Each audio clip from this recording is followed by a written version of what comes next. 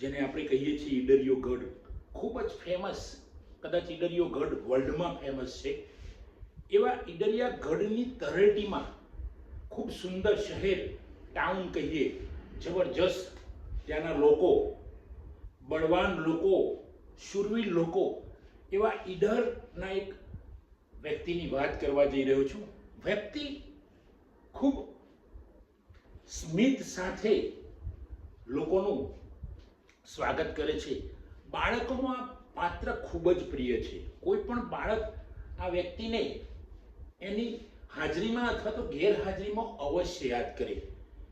મિત્રો, ક્યારેય ગમે તેવી વેદનાઓ હોય, મુશ્કેલી હોય, પણ આ વ્યક્તિના ચહેરા પર ક્યારેય તમે નિરાશાની રેખા ન જોવો. એવું આ અદ્ભુત વ્યક્તિત્વ છે. ઈડરના વતની એવા હર્ષદભાઈ પરમાર અંડર સેક્રેટરી તરીકે રિટાયર થયા. મિત્રો, એ ઓફિશિયલી રિટાયર થયા, પણ એ સામાજિક રીતે, કૌટુંબિક રીતે અથવા તો ઓફિશિયલ રીતે પણ એ ક્યારેય નિવૃત્ત થયા નથી. આજે જ એમની સાથે મારે વાત થઈ. મારી પહેલી બીજી રિંગટોનમાં એમણે મારો ફોન રિસીવ કરી લીધો. મિત્રો, અદ્ભુત વ્યક્તિત્વ. એમના પત્ની અને બંને આ જે કપલ છે એ સદાય હસતું, દરેકની જોડે મેચ થઈ જવાનું. હર્ષદભાઈ પરમાર વિશે હું ઘણા વર્ષોથી જાણું છું. અંડર સેક્રેટરી તરીકે રિટાયર થયા એ પહેલાનો એમનો સંઘર્ષ, એક સામાન્ય પરિવારમાં એમનો જન્મ થયો અને આ પરિવાર પણ કેવું, પિતા અને માતા બંને ખૂબ ધાર્મિક. ધાર્મિક એટલે કયા સંદર્ભમાં ધાર્મિક કહું છું કે સેવાના સંદર્ભમાં, જેને આપણે આધ્યાત્મિક કહીએ. કોઈ પણ પરિવાર અમદાવાદમાં જાય, કોઈ બીમાર હોય તો એમની સેવા કરવામાં મા બાપની પણ જે સંવેદના સમાજની અંદર પ્રસરતી હતી એ વખતે, બંને ખરેખર વંદનીય માતા પિતા હતા. અને એનું સંતાન આ હર્ષદભાઈ પરમાર, એ પણ એક જબરજસ્ત આગવું વ્યક્તિત્વ. મિત્રો, આવું વ્યક્તિત્વ સમાજમાં છે, પણ આ છુપાયેલા રત્નોને શોધવાના છે. અને આ રત્ન છુપાયેલું હતું. મારાથી તો ક્યારેય છુપાયેલું ન હતું, પણ મેં આ રત્નને શોધ્યું એવું ના કહી શકું, પણ આ રત્નને બહાર પાડવાનો મેં પ્રયત્ન કર્યો. મિત્રો, અંડર સેક્રેટરી તરીકે જ્યારે હર્ષદભાઈ પરમાર કામ કરતા હતા, ત્યારે એમના અંડરમાં કામ કરતા યુવાનો, યુવતીઓ, એના હર્ષદભાઈ વિશે મેં ક્યાંક સાંભળ્યું છે અને જોયું પણ છે. તો એ એમના અંડરમાં ક્લર્ક અથવા તો ક્લર્કથી ઉપરનો હોદ્દો હોય, સિનિયર ક્લર્ક હોય, તો એમની સાથે એ સદાય એક આમ મિત્ર તરીકે વર્ત્યા છે. બધાની સાથે હસીને વાત કરવી, સરળતાથી કામ બતાવવું. મિત્રો, આજના યુગમાં જ્યારે માણસને સત્તા મળતી હોય, ભૂતકાળમાં પણ જ્યારે માણસને સત્તા મળતી હોય, ત્યારે માણસનું વર્તન કદાચ બદલાઈ જાય છે. પણ હર્ષદભાઈ પરમાર એટલે એમના અંડરમાં કામ કરતા સબઓર્ડિનેટ જે હોય, એમની સાથે હળવાશથી વર્તવાનું. અને આ હળવાશ છે હર્ષદભાઈને ફેમસ કરી દીધા, એમના વ્યક્તિત્વને ફેમસ કરી દીધું. આ દંપતી, એમના પત્ની પણ આપણે વાત કરીશું તો એક વિશિષ્ટ પ્રકારની વ્યક્તિ છે. એમના બાળકો પણ ખૂબ સુંદર, હોશિયાર, બંને બાળકોને ભણાવે. એક બાળક કાનો, એ એમનો દીકરો છે, બેંકમાં મેનેજર છે. દીકરી પણ સરસ જગ્યાએ અને જોબ કરી અને એને આગળનો ખૂબ સરસ પ્રયત્ન કરી રહી છે. તો આ પરિવારની અંદર તમે જાઓ તો હાસ્ય જોવા મળે.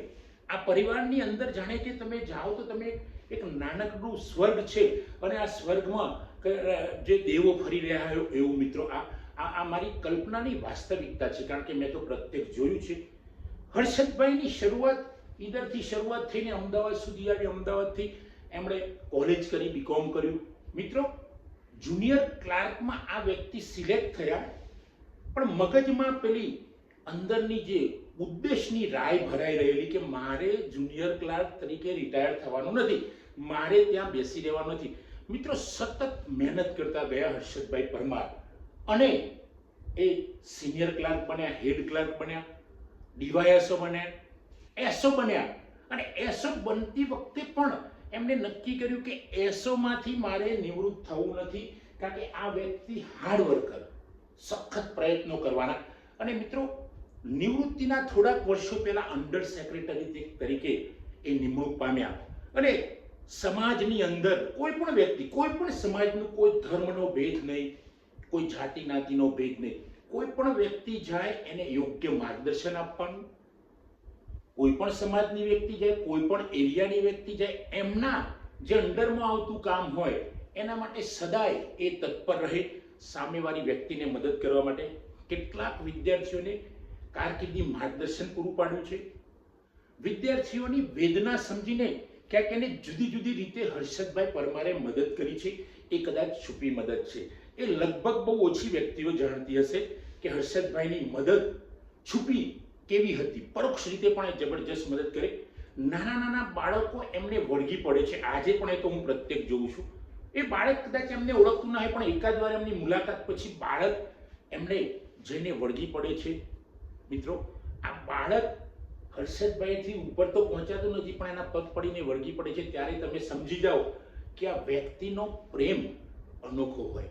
કારણ કે બાળક જ્યારે સામેવાળી વ્યક્તિને ઓળખી જાય છે, આનાથી મોટો પ્રેમ કયો હોઈ શકે.